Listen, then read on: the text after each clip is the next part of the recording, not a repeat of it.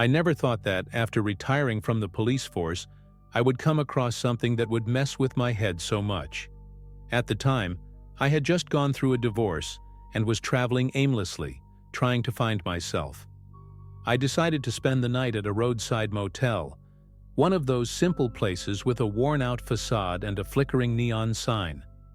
It was cheap and convenient, but something about the atmosphere unsettled me.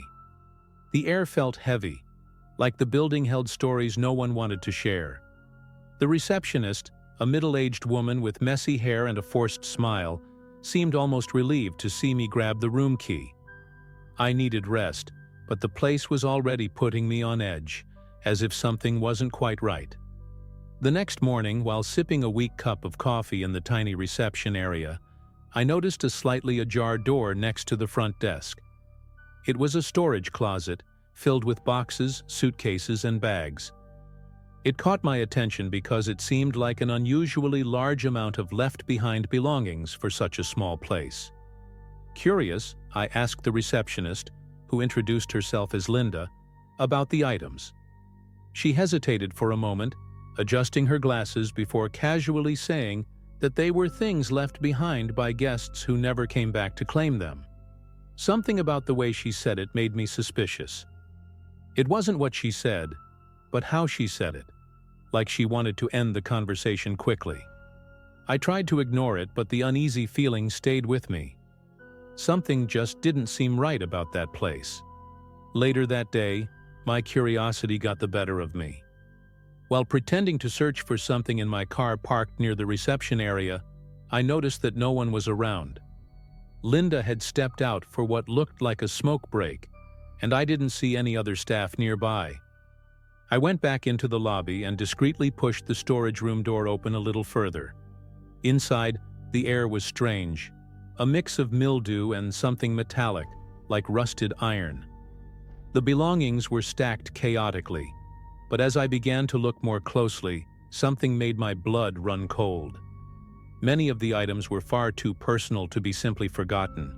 Diaries, family photos, wallets, even a worn-out stuffed animal. Who leaves behind things like that? The more I looked, the more uneasy I felt. I picked up a diary sitting at the top of one pile and flipped through it quickly. The handwriting belonged to a teenager, and the last few pages were filled with frantic scribbles, as if she had written them in a hurry or in fear. "I think they're watching me. The man at the front desk isn't the same as yesterday." Those words made me freeze. I looked around, my heart pounding, expecting to hear footsteps, but the silence was deafening. I put the diary back where I found it, trying to organize my thoughts. Something was very wrong here, and I was determined to find out what. That night, back in my room, I couldn't sleep. I tossed and turned, trying to piece together the strange puzzle. Why would so many people leave such important things behind? And those words in the diary, they wouldn't stop playing in my head. Around 2 in the morning, I heard footsteps in the hallway. They were slow and rhythmic, like someone was going door to door. I got up carefully, trying not to make a sound, and peered through the peephole. I didn't see anyone, but the footsteps continued. I grabbed the flashlight I always carried, an old police habit, and decided to investigate. I opened the door slowly and peeked into the empty hallway. The sound of the footsteps had stopped. The only thing I could hear was the low hum of the central air conditioning. I decided to check the reception area to see if Linda was on duty, but when I got there, the desk was empty. The fluorescent light made the place look even more eerie. That's when I noticed something new. A door behind the desk, which had previously seemed locked, was now slightly ajar. I hesitated for a moment, but curiosity won. I walked over and opened it cautiously. What I saw on the other side was strange. On the other side of the door was a narrow staircase leading down to what looked like a basement. The light was dim, flickering as if it might go out at any moment, but just enough to see the way. The atmosphere down there was suffocating, and the smell of rust and something sour grew stronger with every step. At the bottom, there was a narrow hallway lined with several metal doors, all secured with heavy locks. But one door at the end of the hallway was slightly open. My instincts screamed for me to turn back, but something inside me forced me to keep going. I pushed the door open carefully, and what I found left me completely shaken. It was some sort of storage room, but not like the closet upstairs. This room had shelves with neatly organized boxes, each labeled with a name and a date. I opened one of the boxes, and inside were more personal belongings: a wallet, keys, an old phone with a cracked screen. Next to it was a diary similar to the one I had seen earlier, with the same panicked handwriting.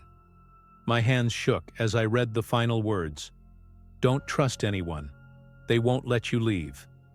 As I held the diary, I felt a faint draft coming from somewhere in the room.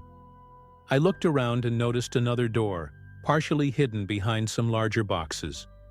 My heart was pounding in my chest, but driven by a mix of fear and adrenaline, I approached it. The door creaked as it opened, revealing a narrow, dark tunnel that seemed to stretch endlessly. The floor was packed dirt, and the ceiling was supported by old, fragile wooden beams. I took a deep breath and stepped inside, using my flashlight to light the way. I had no idea where it led, but I knew I couldn't leave without understanding what was going on. After walking for a few minutes, I started to hear strange sounds. They weren't footsteps, but something dragging, like someone pulling something heavy. I stopped, trying to figure out where the sound was coming from, but it seemed to echo from all directions. The flashlight began to flicker, and in the brief moment of total darkness, I heard a heavy breathing, far too close for comfort. I spun the flashlight desperately, and when the light returned, I saw a shadow darting at the end of the tunnel. My mouth went dry, and every fiber of my being screamed at me to run, but I pressed on. Whatever it was, I didn't want it catching me off guard. As I moved deeper into the tunnel, the dragging sound grew louder. I tried to convince myself it was just my imagination, but I knew it wasn't. The air became thicker, harder to breathe, and the temperature dropped sharply. My entire body was on high alert, but I kept going. Eventually, the tunnel opened into a circular room carved out of the earth. In the center was a wooden chair surrounded by strange symbols etched into the floor. Some of them looked fresh, while others were nearly worn away with time. The chair was stained, something dark and dry that I didn't need much experience to recognize as blood. I looked around trying to make sense of the place, but all I felt was a growing sense of dread. Then, in the corner of the room, I saw something even more disturbing. A pile of clothes. Not just any clothes, but the same ones I had seen in the storage room upstairs. Jackets, shoes, backpacks, all there. The smell was overwhelming. I fought the urge to vomit and forced myself to think. Someone had been using this place, and not long ago. I didn't have time to process much more because at that moment I heard footsteps behind me. Slow, deliberate, as if whoever it was knew I was there. I turned around quickly, shining the flashlight down the tunnel I had come from.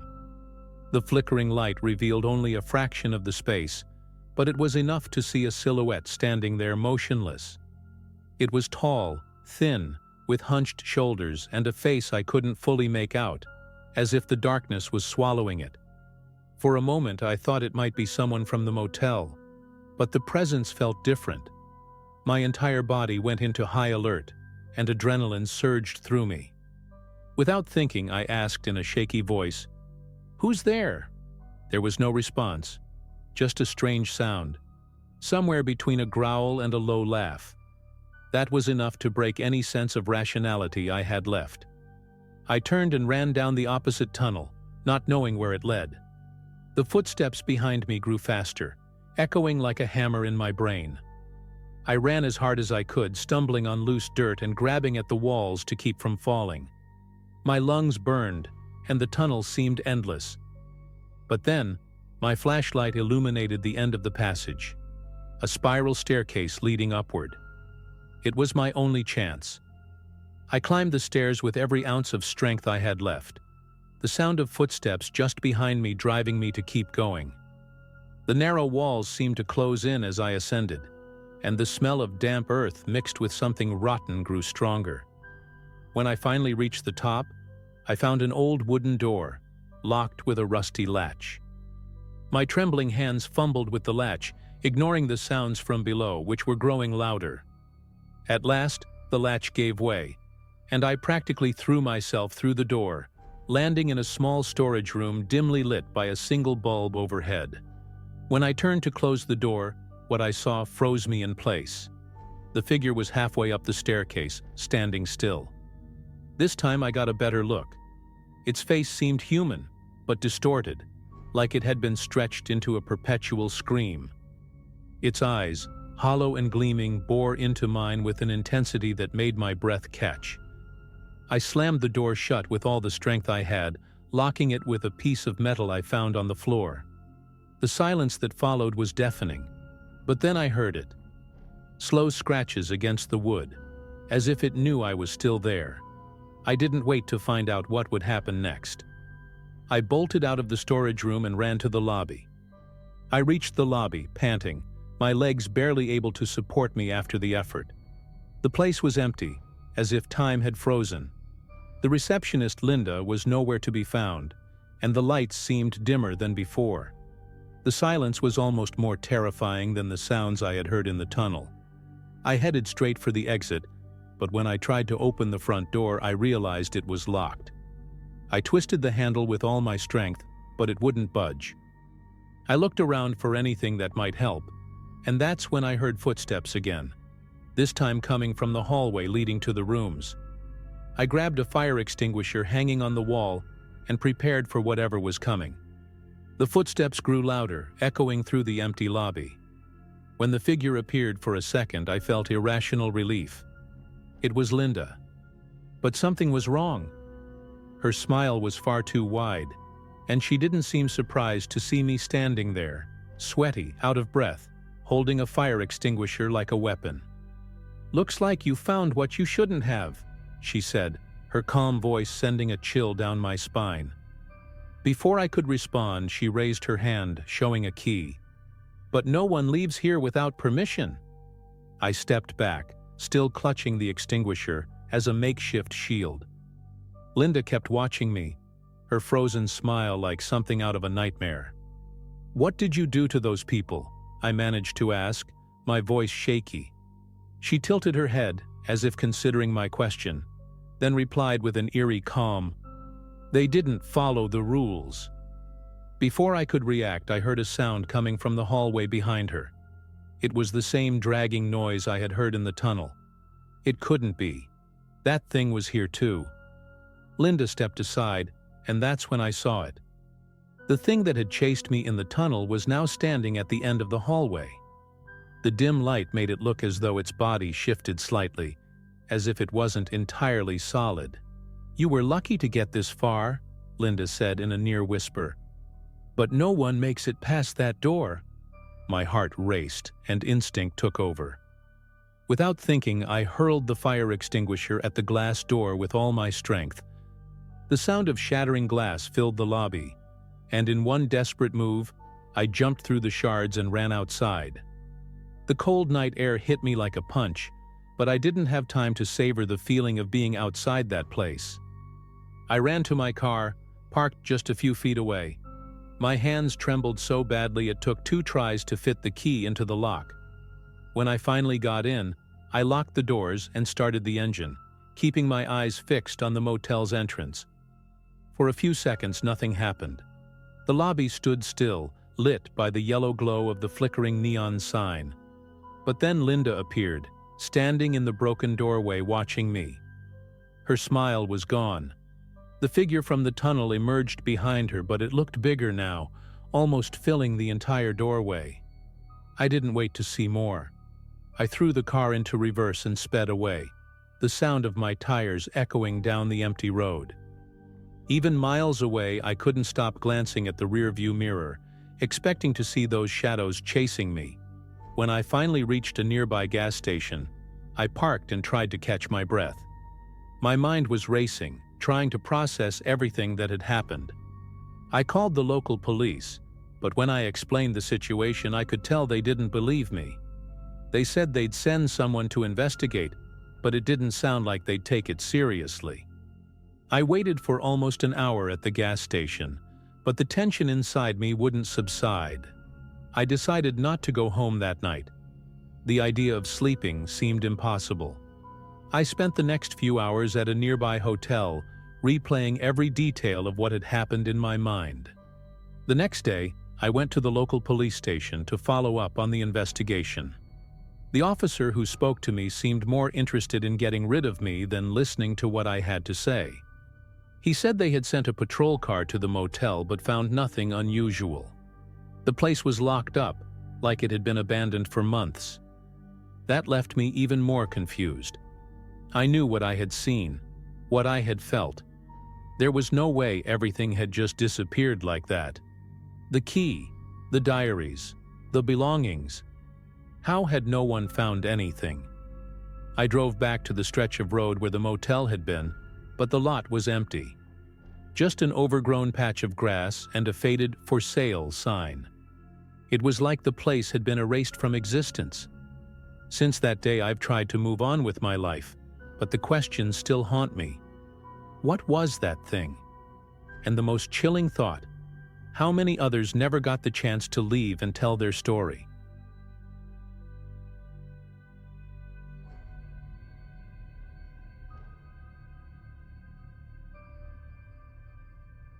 I was in my second year of college when this happened. My name is Ryan, and I had decided to hit the road alone to take a break from the chaos of exams. It wasn't my first time doing something like this, but this trip felt different. The plan was simple: drive without a set destination and camp wherever I could. But the rain ruined everything. After hours of driving, I stopped at a roadside motel that looked a bit rundown, but was cheap and close to the highway. At the reception desk, an elderly man, probably in his 70s, with a shiny bald head and a mechanical smile, handed me the key to room number 12. He didn't seem interested in chatting, just pointed to the hallway and said, "The stairs to your room are that way." The place felt off from the start. The lights in the hallway flickered and the carpet smelled strange, a mix of mold and old cleaning products. After dropping my stuff in the room, which, by the way, looked like it was straight out of a horror movie with its creaky bed and peeling wallpaper, I decided to take a walk. There wasn't much to see. I climbed the stairs to the upper floors, and that's when I saw it. In the corner of a wall, hidden in the shadows and dim lighting, was a message spray-painted in red. "Get out before morning." The paint seemed fresh, still glistening. I stood there for a few seconds, my heart racing, trying to figure out if it was some kind of dumb prank or if someone had meant it as a serious warning. I looked around to see if anyone was nearby, but the hallway was empty, so silent I could hear the muffled sound of rain outside. The message stuck in my head. Who could have written that? And more importantly, why? I tried laughing it off, telling myself it was probably just a bored teenager trying to scare guests. Still, my stomach was in knots. I climbed the rest of the stairs slowly, each step creaking under my weight, and started exploring the upper floor. The farther I walked, the weirder it felt. Some rooms were sealed with old "Do Not Enter" tape, and the doors looked like they had scratch marks. I went back to my room, but the unease didn't go away. I lay down on the bed, trying to ignore the sound of the rain and the occasional footsteps echoing from the hallway. It was strange because it didn't seem like there were other guests. I looked out the window, and the only light, aside from mine, was the faint, flickering glow from the reception area. Then I noticed something I'd missed before. On the nightstand by the bed was a notepad.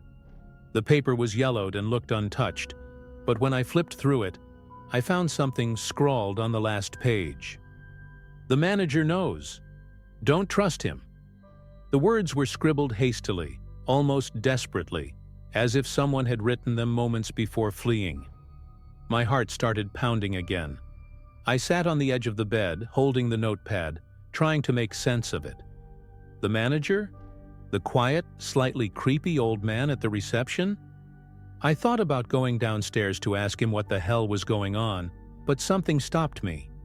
It wasn't just the note or the graffiti in the stairwell. It was the entire place. It felt like there was some invisible weight in the air, like the walls were soaked with something you couldn't see but could feel. I stuffed the notepad into my bag and decided to stay in my room until morning. Only a few hours to go, after all. I lay there, staring at the ceiling, trying to convince myself to stop imagining worst-case scenarios. Then I heard the noise. At first it was faint, like a distant creak, but it got louder and closer. Footsteps. First on the floor above, then coming down the stairs slowly. They weren't hurried or light. They were heavy, as if whoever was walking was dragging something. I got up and walked toward the door, peering through the peephole. All I could see was the flickering light in the empty hallway. I tried telling myself it was just paranoia, but the sound didn't stop. And then, just as the silence returned, someone knocked on my door. 3 sharp knocks, loud enough to make me jump. I froze for a few seconds, unsure of what to do. Whoever was outside didn't say anything, didn't knock again, but I could feel their presence. I took a deep breath, mustered some courage, and asked in the steadiest voice I could manage, "Who's there?" Nothing. Just the sound of the rain outside and my own breathing. I hesitated but finally reached for the doorknob, turning it slowly. When I opened the door, the hallway was empty. I looked around, searching for any sign of someone, but everything was just as I had left it. Except for one thing. A folded piece of paper lying on the floor in front of my door. I picked up the paper carefully, my hands already trembling. It was damp, probably from the humidity, but the writing on it was clear enough. It was a set of instructions. Not entirely clear, but direct enough to make my stomach churn. Go to the laundry room. Look behind machine number 3. I stood there, debating whether I should just ignore it and wait until morning. But at the same time, I felt like I had to know what was going on. Maybe someone was trying to warn me about something serious, or maybe it was just another twisted prank. Either way, I knew I wouldn't be able to sleep until I found out. Grabbing my phone for its flashlight, I headed out. I went down the stairs carefully, each step echoing louder than I wanted. The hallway leading to the laundry room was even darker than the rest of the motel.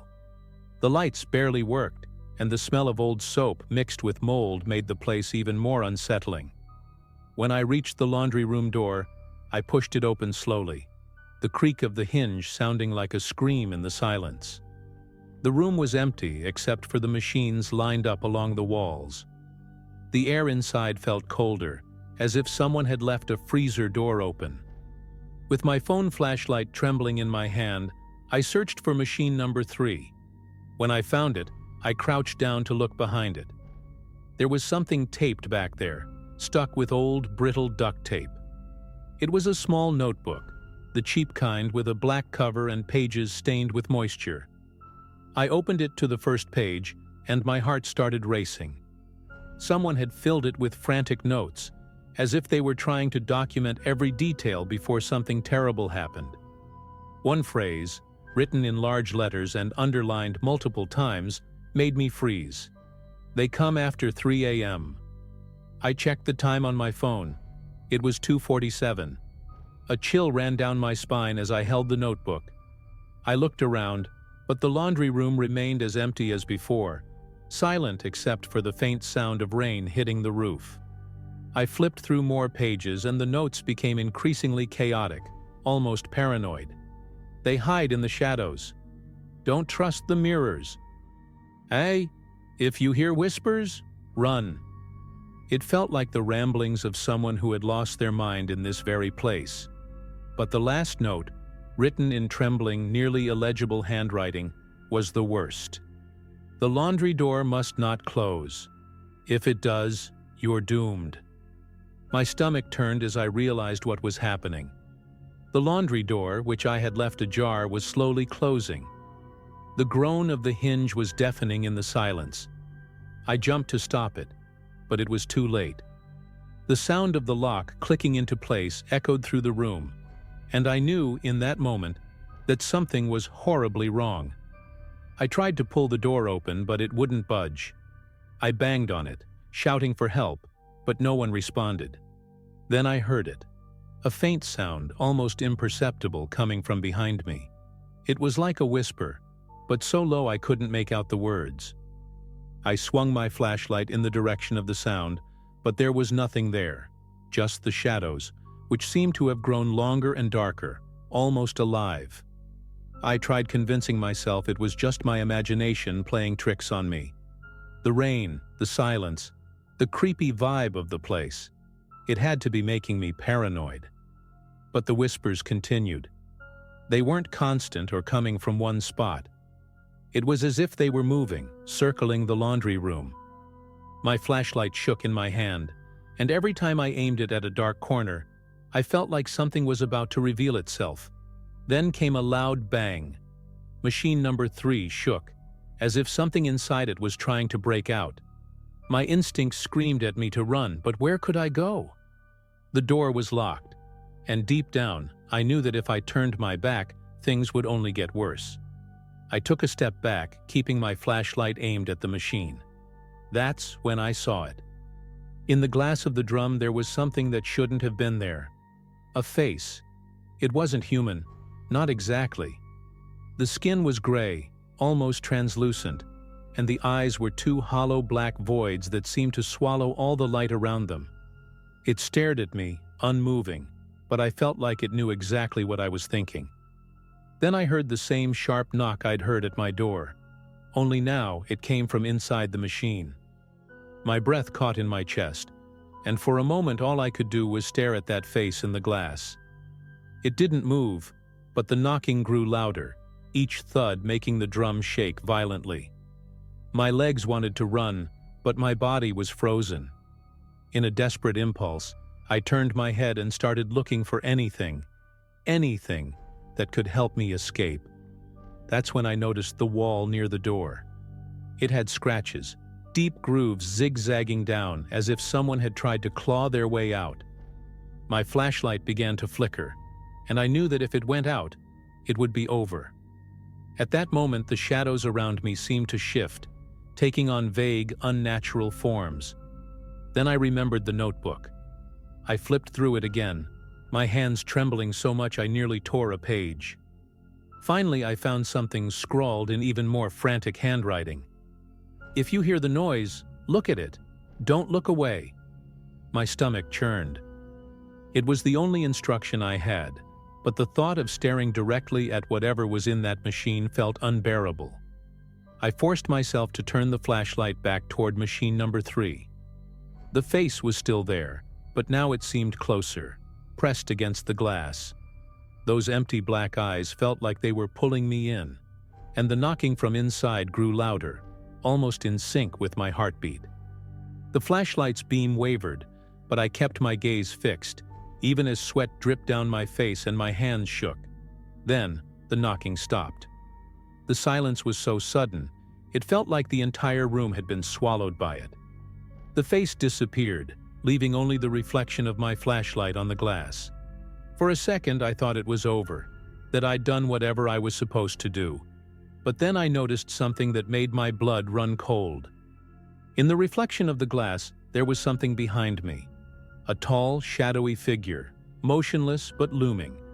The air in the room shifted, heavy and oppressive, like a storm was about to break. I couldn't move. It was as if every muscle in my body had shut down.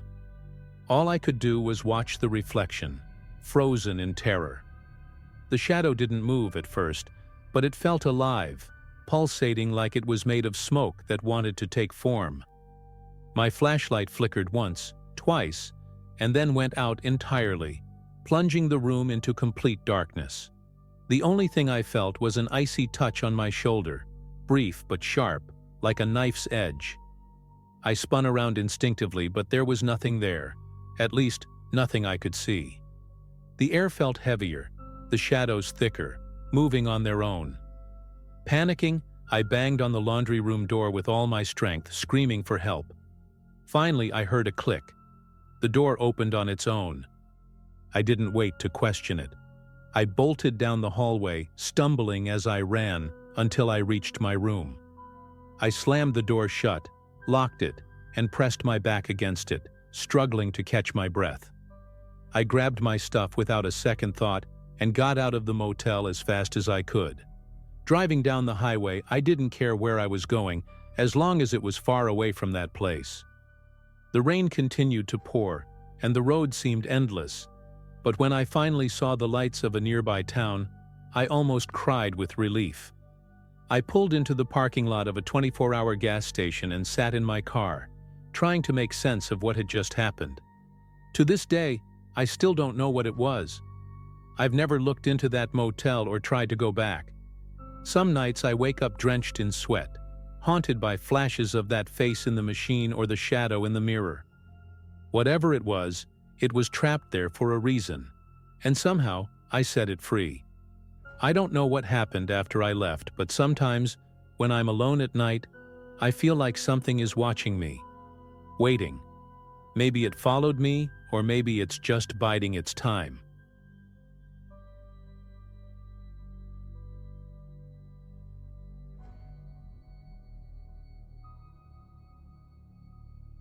I work as a maintenance technician at a roadside motel, the kind of place that doesn't attract cheerful tourists but rather people looking for a cheap and discreet stay. The motel is in a remote area, surrounded by empty fields and quiet back roads. It was the sort of place where I'd seen it all. Tired truck drivers, couples looking for privacy, and sometimes people who just seemed to want to disappear. This happened about 2 years ago, during a stretch when I was covering a weird split shift, working mornings and some late evenings. Most of my time was spent fixing small issues, leaky faucets, burned-out light bulbs, that kind of thing, until I started noticing something strange about one of the guests. He had been staying in room 203 for months, but no one knew much about him. The name on the register was John, but it felt generic, like something pulled from a fake ID. He never left the room, ever. I rotated shifts with 2 other colleagues, and we all noticed the same thing. He placed all his requests over the phone, food or towels, and always left a note asking not to be disturbed. There wasn't a car registered to him in the parking lot, and the housekeeper once told me he even paid extra to keep staff out of the room. Sure, some guests value privacy, but there was something off about him. Maybe it was the complete silence coming from the room, or the fact that no one had ever actually seen him in person. Over time, I started noticing small details that made the situation even weirder. He always had deliveries left outside the door, and he'd only pick them up when the hallway was completely empty. One time I was working on a light fixture at the far end of the hall and noticed he waited nearly 15 minutes before opening the door. When he did, it was so quick I barely caught a glimpse of him. Just a thin hand grabbing the package and pulling it inside. He also seemed to have a strict routine. The room lights were always off by 10 p.m., and there was never any noise, not even a TV. Sometimes I joked to myself that he must be a spy or something, but deep down, the whole thing gave me chills. It got worse the day he suddenly disappeared. It was a regular morning, and Lisa, the front desk clerk, mentioned to me that his credit card had been declined during the routine billing process. They tried calling his room, but he didn't answer. That was already strange since he usually handled these things right away. By late afternoon, the manager decided we needed to check the room to see if he'd left without paying. The master key unlocked the door with a sharp click, and we walked in. The room was too clean, almost as if no one had been living there for months. There were no clothes, no bags, no signs of anyone staying there. But the strangest thing was the bed. It was perfectly made, as if it had never been touched. The manager seemed relieved, thinking he'd just skipped out without causing trouble. But something about the room bothered me. It was too clean, yes, but there was also a strange smell in the air, like mold mixed with some kind of chemical. I kept looking around while the manager asked me to leave, but before I did, I noticed something. The corner lamp, one of those simple plastic ones, was slightly out of place. I don't know why that caught my attention, but I felt like I had to check. When I lifted it, I found something stuck to the bottom. A small black device with a tiny lens in the center. A camera. I showed it to the manager, who turned pale as a sheet. We decided to call the police, as it was clear something very wrong was going on. While we waited, I kept looking around, trying to piece things together. That's when I opened the closet. Inside, neatly stacked, were papers, envelopes, and what looked like a notebook. The pages were filled with tiny, rushed handwriting, lists of names, dates, and addresses. On one page, there was a detailed sketch of the motel layout with markings indicating possible camera locations. My stomach turned. Someone, maybe this John, had been spying on the guests. But why? When the police arrived, I showed them everything I'd found. They searched the room from top to bottom and found 2 more hidden cameras, one in the smoke detector and another behind a vent. Each discovery only added to the tension, but what really unsettled me was what they found in the notebook. Toward the end, there were several fake documents, including IDs and records of people who seemed to have stayed at the motel but weren't in the system. The last entry was dated just 2 days earlier and was so shaky it was barely legible. I could only make out a few words. Target identified, caution, and night movement. After the inspection, the police said they'd take everything for analysis, but for now, the case was being treated as a privacy violation. That didn't explain anything about John's disappearance. I decided to stay a little longer in the room after the police left, trying to connect the dots. That's when I noticed something no one else had seen. A small tear in the carpet near the bed. It was almost perfectly cut, like someone knew exactly what they were doing. I pulled it back carefully and found what made my blood run cold. There was a hatch, small, like an access panel for plumbing. But the most chilling thing was the dirty fingerprints around the edge, as if someone had forced it open recently. I tried to open the hatch, but it was locked from the inside. That only made things worse. Whoever had used it was likely still nearby. I called the manager back and showed her, and she completely panicked, saying we needed to shut the room down and let the police handle it. I agreed, but something inside me needed answers. I don't know if it was curiosity or just stubbornness, but I couldn't leave it alone. Later that night, I went back to the room by myself, under the pretense of checking if the police had missed anything. I shut the door behind me and turned on my phone flashlight. The hatch was still there, but something was different. There was a faint buzzing sound, like a hum coming from below. My heart raced, but I forced myself to stay calm. Using a screwdriver from the maintenance room, I pried the panel open. It took about 10 minutes, but I finally got it loose. When I lifted the hatch, a wave of cold, damp air hit me, along with a terrible smell, like something rotting. Inside was a metal ladder leading down into darkness.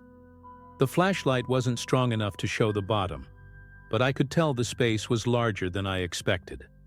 My hands were shaking, but I gripped the ladder and started descending. Every step creaked under my weight, the sound echoing in the void below.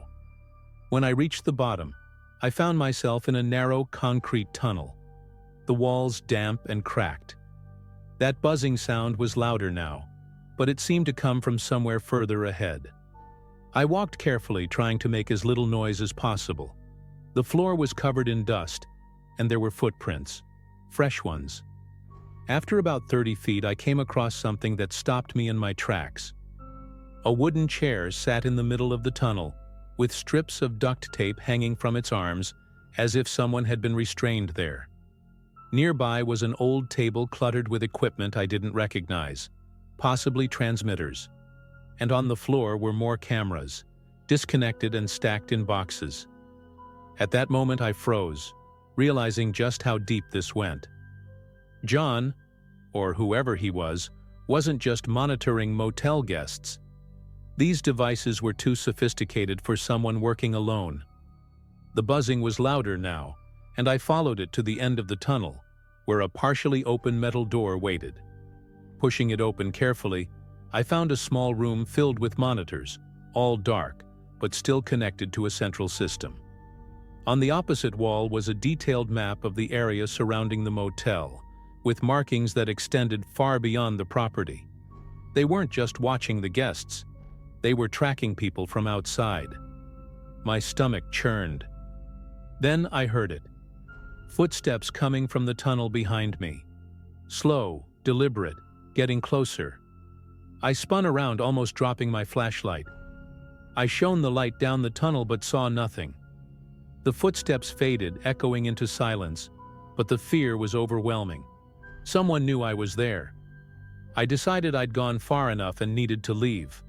Grabbing whatever I could, papers, a memory card, and one of the cameras, I climbed back up the ladder as fast as I could. When I reached the room and shut the hatch, I threw the carpet back over it and locked the door. But as I stepped into the hallway, I heard a click behind me, the sound of the room's door locking itself. My blood ran cold. I looked back, expecting to see something, but the hallway was empty. I ran straight to the front desk and told Lisa everything. She called the police again, but by the time they returned, the hatch was empty. The equipment and the tunnel's contents had disappeared, as if they'd never been there. After that day, I couldn't shake the feeling of being watched. I quit my job at the motel shortly after, unable to step foot in that place again. I handed everything I'd taken over to the police, but the investigation didn't go anywhere. Whoever John was, he vanished without a trace. Even now, years later, I double-check every corner of my home before sleeping and jump at every unusual noise. Maybe I'll never know the full truth of what I stumbled upon in that room, but one thing is certain. It wasn't the work of just one man. And honestly, I'm not sure I want to know what I narrowly escaped that night.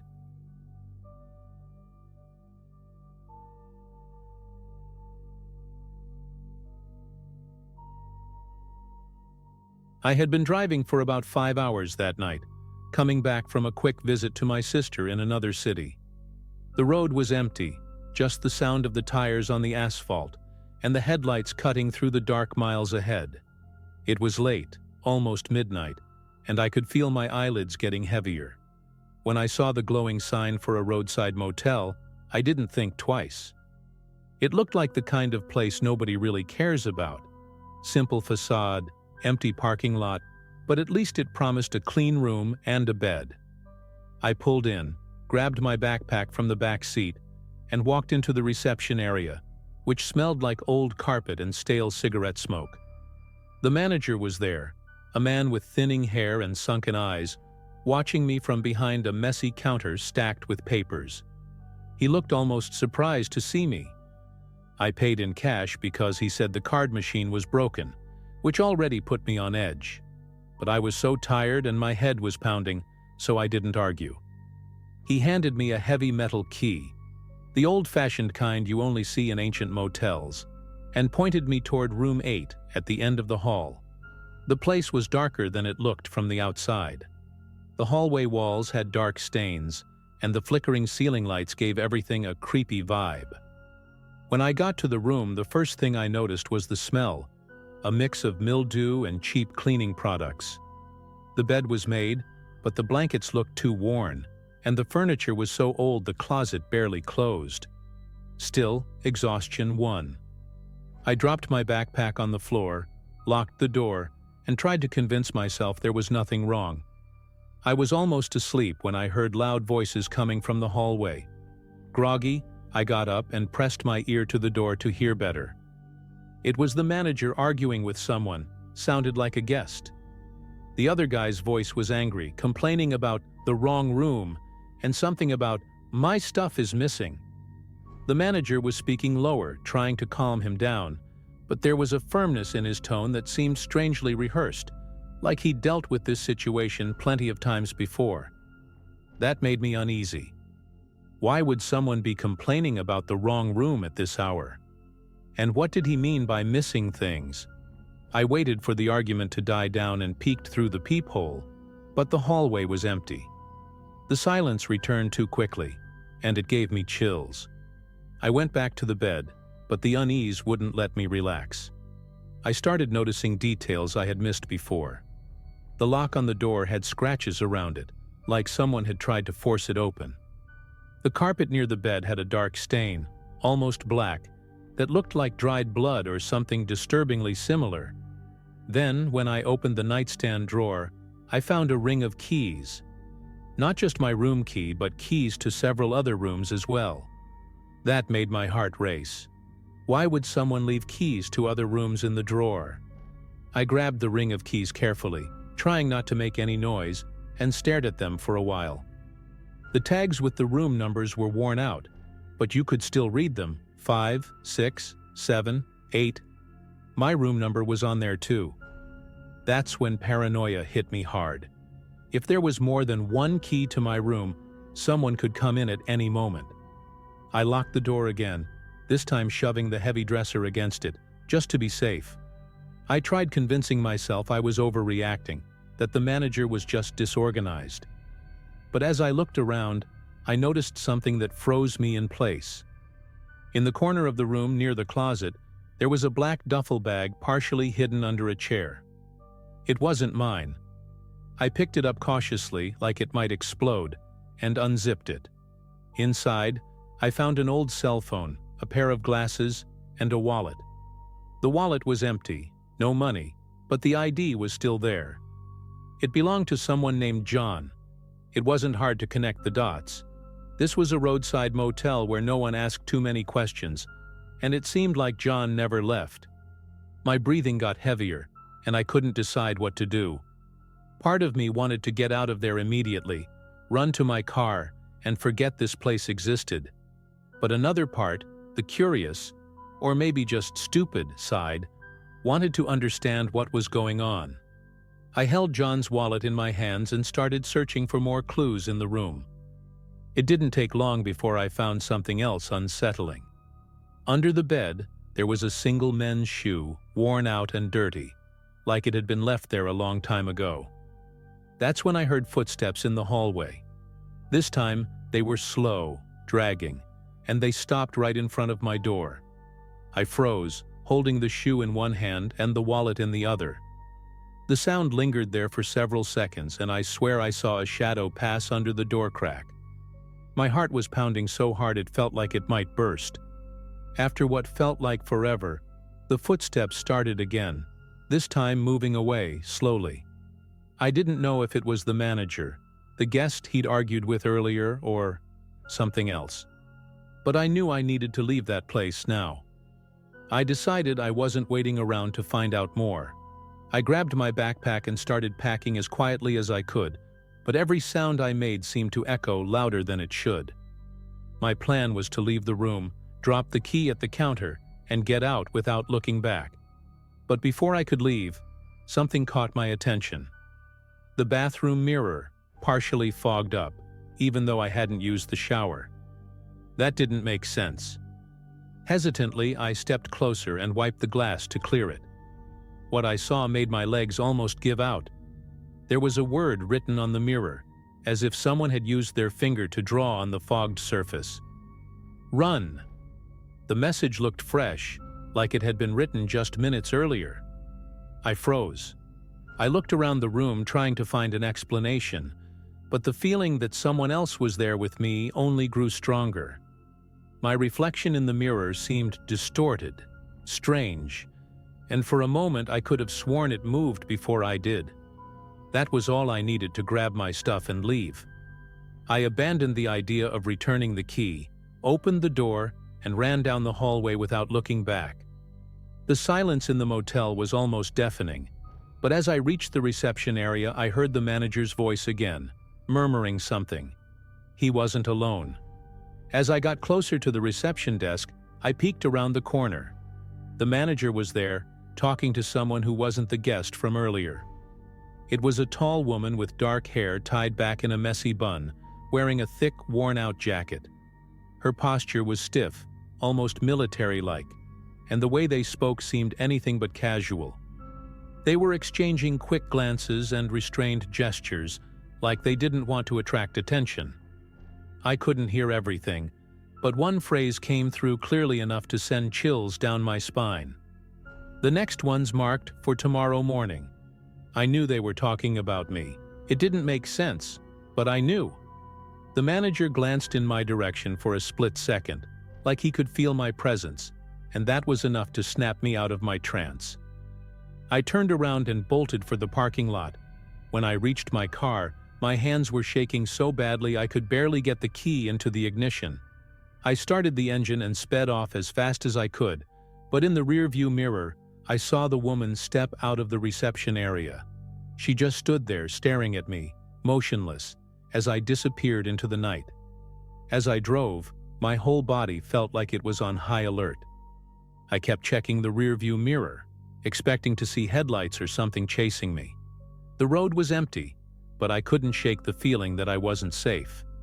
Finally, I spotted a brightly lit gas station and decided to stop. I parked near the convenience store and just sat in my car, trying to process everything. I thought about calling the police, but what would I even say? "Hi, I stayed at a sketchy motel and think something weird is going on there." Even I didn't fully understand what was happening. Still, I knew I had to tell someone. I went inside the convenience store and asked the clerk, a bored-looking guy in a faded cap, if I could use their phone. I called the nearest police station and gave them the basics: the motel's name, the argument I overheard, the keys in my room, and the unsettling feeling that something very wrong was happening there. The officer on the other end sounded uninterested but promised to send someone to investigate. I hung up, feeling like it wouldn't go anywhere. After making the report, I went back to my car and just sat there, unsure of what to do next.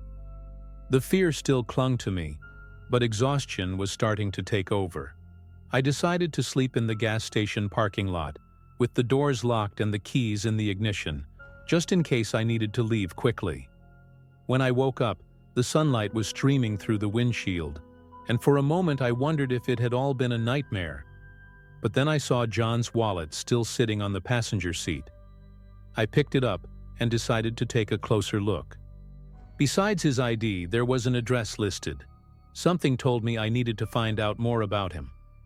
A few days later, curiosity got the better of me. I drove to the address. It was a small house on a quiet street, but it looked abandoned.